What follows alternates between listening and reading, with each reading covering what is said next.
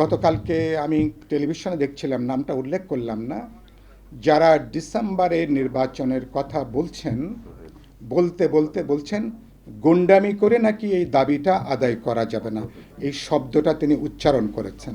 কিছুদিন আগে যাদের সাথে গলাগলি, আর মাত্র দিন যেতে না যেতেই এই যে গালাগালির যে সংস্কৃতি, এটাই হচ্ছে তার মানে অভ্যুত্থান 9 মাসে সাপ লুডুর মতন 90 থেকে কিভাবে তার রেটিংটা 5-10-এ নেমে আসছে, কিভাবে একটা পরস্পর বিরোধিতার জায়গায় জড়িয়ে যাচ্ছেন, যেখানে কোনো নীতি আছে, যেখানে কোনো আদর্শ আছে, যেখানে কোনো ইথিক্যাল এবং মোরাল কোনো জায়গা আছে।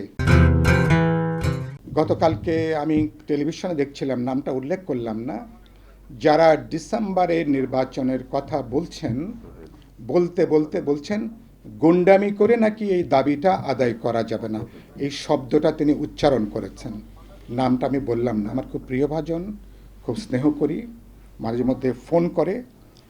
তো কিছুদিন আগে যাদের সাথে গলাগলি, আর মাত্র দিন যেতে না যেতেই এই যে গালাগালির যে সংস্কৃতি, তো এটাই হচ্ছে তার মানে অভ্যুত্থান 9 মাসে সাপ লুডুর মতন 90 থেকে কিভাবে তার রেটিংটা 5-10-এ নেমে আসছে, কিভাবে একটা পরস্পর বিরোধিতার জায়গায় জড়িয়ে যাচ্ছেন, যেখানে কোনো নীতি আছে, যেখানে কোনো আদর্শ আছে, যেখানে কোনো ইথিক্যাল এবং মোরাল কোনো জায়গা আছে। যারা গালাগালিটা করছেন তারা কি 9 মাসে তারা যে স্বপ্ন নিয়ে যাত্রাটা শুরু করেছিলেন, সেই স্বপ্নটা তারা নিজেরাই যে অনেকখানি দুঃস্বপ্নে তারা যে পর্যবেসিত করে নিয়ে আসছেন, এবং তাদের ব্যাপারে যখন আমরা শুনি নিজেরা বিব্রত হই, লজ্জিত হই। অন্য কোনো অভ্যুত্থানের যারা ফ্রন্ট লাইনাররা এত অল্প সময়ে এত বেশি বিতর্কিত হননি, এত বেশি তারা নিন্দিত হননি। 69 বলি, অথবা মুক্তিযুদ্ধের পরবর্তীকালে বলি, অথবা আমাদের 90-এর গণ অভ্যুত্থান বলি, তার পরবর্তীকালে, এবং তারা এত সমস্ত অনাকাঙ্ক্ষিত দুর্ভাগ্যজনক নানা ধরনের কাজের সাথে তারা যুক্ত হয়ে পড়েছেন, যেগুলোর সাথে তাদের নাম, তাদের আত্মীয় স্বজন, পরিবার পরিজনের নাম যুক্ত হয়ে পড়েছে। লজ্জায় মাথা হেঁট হয়ে যাচ্ছে। এবং যেখানে সম্ভাবনা ছিল গোটা একটা প্রজন্ম, আমাদের প্রজন্ম বা আমাদের পরের প্রজন্মরা যারা যে কাজ করতে পারেননি, তরুণরা একটা জমিন তৈরি করবেন, যে জমিনটা আদর্শের, নীতির, রাজনীতির, যেই জমিনটা সাম্যের, মানবিকতার, গণতন্ত্রের, যেই জমিনটা হচ্ছে পুরো নানা বৈচিত্র্যের মধ্যে একটা ঐক্য তৈরি করে কিভাবে আমরা এগিয়ে যাব, সেখানে আজকে তারা এরকম একটা পর্যায়ে আবির্ভূত হয়েছেন। তো যেটা এরপরে আরেকটা জিনিস আমাকে বিস্মিত করেছেন, আমাদের প্রধান উপদেষ্টা তিনি সবচেয়ে গুরুত্বপূর্ণ যে বক্তব্যগুলো বাংলাদেশে প্রবল বিতর্কের জন্ম দেয়, আপনি দেখবেন গত 9 মাসে তিনি অধিকাংশ গুরুত্বপূর্ণ বক্তব্য রেখেছেন দেশের বাইরে চেয়ে। দেশের ভেতরে যে তিনি ব্যতিক্রম ছাড়া, তার 2-3টা জাতির উদ্দেশ্যে ভাষণ ছাড়া অধিকাংশ গুরুত্বপূর্ণ বক্তব্য তিনি দেখেছেন বিদেশে সফরের সময় বিদেশি গণমাধ্যমের কাছে। তো তিনি তার মতন বুদ্ধিমান মানুষ, জ্ঞানী মানুষ, প্রজ্ঞাবান মানুষ কেন এগুলো করেন? এবং তিনি ফিরতেই, এবং মঞ্জু খুব চমৎকার কথা বলেছেন, যিনি আমাদের এবারকার গণ অভ্যুত্থানের একটা আইকনিক মানুষ, যাকে কেন্দ্র করে আমরা জাতীয় ঐক্যের একটা বাতাবরণ তৈরি করব, যিনি গণতান্ত্রিক উত্তরণে, যিনি সিপাহসালারের ভূমিকা পালন করবেন, তিনি নিজেকে যখন বিতর্কের মধ্যে নিয়ে যান, তিনি নিজেই যখন বিতর্ক যখন উস্কে দেন, তিনি যখন একটা পক্ষ অবলম্বন করেন, তখন ভরসার জায়গাটা কোন জায়গাতে? একইভাবে তিনি জাপানে যে কথা বললেন, তিনি তো তথ্যভিত্তিক কথাটা বলেননি। আমি কোনো কঠিন শব্দ এখানে প্রয়োগ করলাম না। ব্যাপারটা উল্টোভাবে সত্য, যে হাতে গোনা 2-1টা বা 2-4টা দল বাদ দিলে অধিকাংশ দলই চেয়েছেন ডিসেম্বর বা তার কাছাকাছিতে ত্রয়োদশ জাতীয় সংসদ নির্বাচনের জন্য। সময়টা কি লাগবে? এটা কি কোনো বড় কোনো বিতর্কের বিষয়? আমরা সেদিন প্রধান উপদেষ্টার সঙ্গে আলোচনায় বলেছি যে আপনার সাথে রাজনৈতিক দলগুলোর একটা দূরত্ব আমরা দেখছি। কেন আপনারা এরকম একটা দূরত্বের জায়গাটা তৈরি করছেন? চরিত্রের দিক থেকে আপনারা একটা দল নিরপেক্ষ সরকার, আপনার কাছে স্টেক হোল্ডাররা সবাই সমান বিচার পাবে, সমান মর্যাদা পাবে, সমান অধিকার পাবে। এবং সেখানে আপনি এটা অপ্রয়োজনীয়ভাবে আপনি রাজনৈতিক দলগুলোকে প্রতিপক্ষ বানিয়ে ফেলছেন, বিরোধী শিবিরে ঠেলে দিচ্ছেন, মুখোমুখি জায়গায় দাঁড়িয়ে যাচ্ছেন। এবং এটা করতে যে আমি বলেছি শুধুমাত্র যদি আলাপ আলোচনা করে, ধরুন 31শে ডিসেম্বর বিএনপির তারা জোরদার বলেছেন, অনেকগুলো রাজনৈতিক দল তারা বলছেন, কিন্তু যদি বোঝাপড়া থাকে, আলাপ আলোচনা থাকে, যদি বুঝি যে আমার আরও 15 দিন বেশি সময় লাগবে, আরও 1 মাস বেশি সময় দিয়ে লাগবে, তাহলে বিএনপি বা রাজনৈতিক দলগুলোকে আপত্তি করবে? 31শে ডিসেম্বরের পরিবর্তে যদি 31শে জানুয়ারি ইলেকশন হয়, কি মধ্য ফেব্রুয়ারিতে ইলেকশনটা যায়, তাহলে আমরা কি আপত্তি করব? আমি যদি বুঝি যে আমার যে কাজগুলো সামনে আছে, এই কাজগুলো সম্পন্ন করার জন্য আমার আরও 15 দিন কি 20 দিন, 1 মাস 1.5 মাস বেশি সময় লাগবে, আমার ধারণা যে কোনো যুক্তিবুদ্ধি সম্পন্ন মানুষ এটা নিয়ে বড় কোনো প্রশ্ন তুলবে না, বড় কোনো আপত্তি তুলবে না। তার মানে সংকটটা কোথায়? আপনারা আলোচনা করছেন না, কথা বলছেন না, রাজনৈতিক দলগুলোর সাথে আপনার যে আন্তরিক এনগেজমেন্ট, যে যুক্ত থাকা, সেখানে আমরা বড় একটা পার্থক্য দেখছি।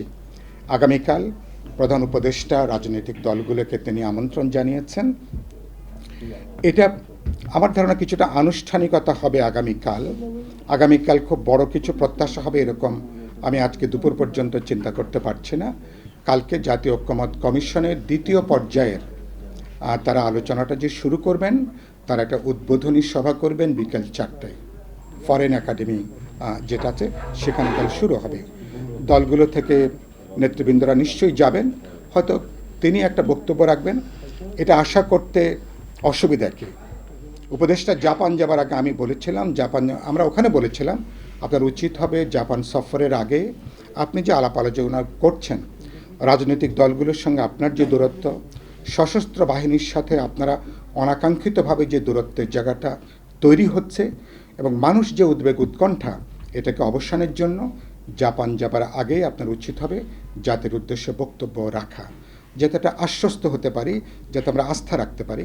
তিনি সেটা বলার হয়তো সুযোগ পাননি, ফিরে এসছেন। আগামীকাল আমরা নিশ্চয়ই আশা করতে পারি তিনি এখনকার গুরুত্বপূর্ণ প্রশ্নগুলো যেটা, এবং সেখানে নির্বাচন কেন্দ্র করে এক ধরনের তারিখ নিয়ে যে একটা মুখোমুখি অবস্থান তৈরি হয়েছে, এটা সহ আমরা গণতন্ত্র মঞ্চ থেকে পরিষ্কার করে আমরা প্রায় সবাই বলেছি যে আমরা বিচার, সংস্কার এবং নির্বাচন, এখানে আমাদের নেতৃবৃন্দ একটা উল্লেখ করেছেন, 3টা ব্যাপারে আমরা সুনির্দিষ্ট পথনকশা দেখতে চাই, জানতে চাই। শুধু আমাদের জন্য না, দেশবাসী তাহলে আশ্বস্ত হবে, সরকারের উপর আস্থা ভরসার জায়গাটা বাড়বে। এটা আজকে সকাল থেকে শেখ হাসিনার প্রথম যে ট্রাইব্যুনালটা শুরু হয়েছে, এটা তো নাকি সংসদ টেলিভিশন না কোন টেলিভিশনে, এটা এখন লাইভ এখন শুরু হয়েছে, আমি যেটা অনলাইনে যেটা দেখলাম, অথবা শুরু হবে এরকম দেখলাম। তো সুতরাং এটা নিয়ে ওনারা আলাপ করবেন। আমি শেষ কথা যেটা বলতে চাই, সরকারের সময়টা কি লাগবে, আপনারা যে জুন মাস পর্যন্ত সময়টা বলছেন, আমি অন্তর্বর্তী সরকারকে দৃষ্টি আকর্ষণ করতে চাই, আপনারা কি ব্যাখ্যা করেছেন যে ডিসেম্বরের বাইরে কেন আর 6 মাস লাগবে? যদি বলেন যে এই কাজগুলো আছে, কাজগুলো সম্পন্ন করার জন্য আমাদেরকে মার্চ, এপ্রিল, মে, জুন মাস পর্যন্ত সময় লাগবে। এখনও পর্যন্ত আপনারা পরিষ্কার কোনো কথা বলেননি যে কেন আরও বাড়তি 4 থেকে 6 মাস পর্যন্ত লাগবে। যদি বোঝা যায়, আলাপ আলোচনা যদি আমরা করি, তাহলে নিশ্চয়ই আমি মনে করি সময় নিয়ে বর্তমান যে একদম অচল অবস্থা মুখোমুখি জায়গা দাঁড়িয়েছে, আমি মনে করি সেই সংকট সমাধান করে আমরা আসতে পারবো।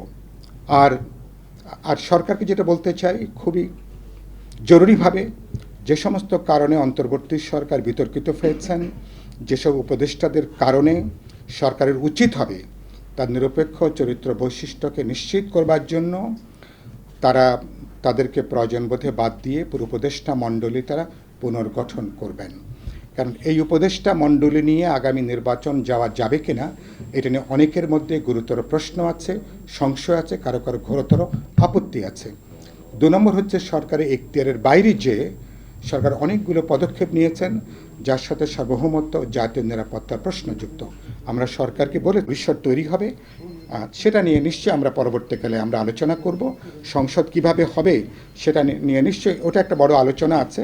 আমি বিশ্বাস করি সেটাও আমরা পরিস্থিতি বিবেচনায় আলাপ আলোচনা করি, সে ব্যাপারেও আমরা একটা সমাধানের জায়গায় আমরা আসতে পারবো।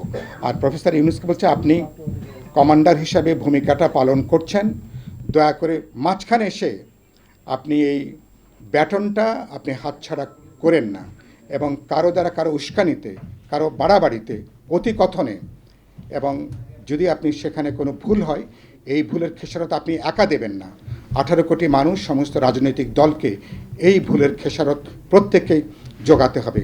ফলে আমরা আপনার উপর এখন আস্থা রাখতে চাই, ভরসা রাখতে চাই। কথা বলে শুভেচ্ছা দিয়ে আমার বক্তব্য এখানে শেষ করছি। ধন্যবাদ।